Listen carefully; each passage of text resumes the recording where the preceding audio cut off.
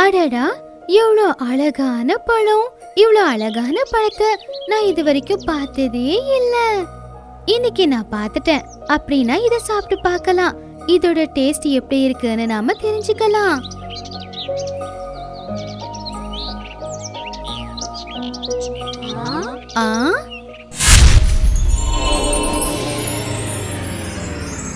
அட, இங்க என்ன நடக்குது? என்னது? ஐயோ!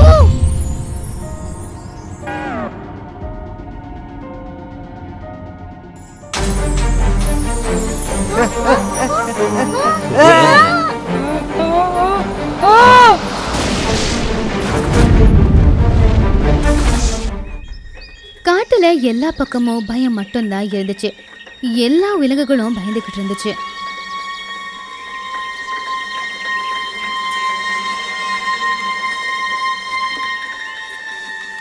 நம்ம காட்டுக்கு என்ன ஆச்சுன்னே தெரியலையே.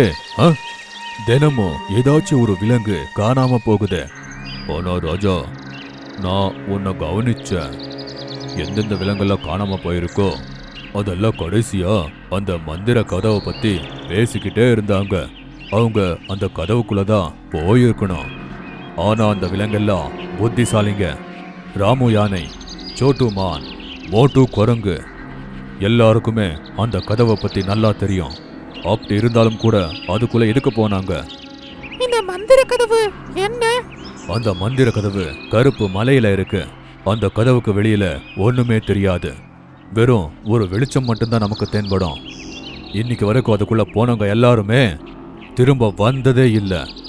இந்த கோட்ல இந்த மாதிரி காணாம போகிறது கோல்டிக்கு தெரிய வந்துருச்சு.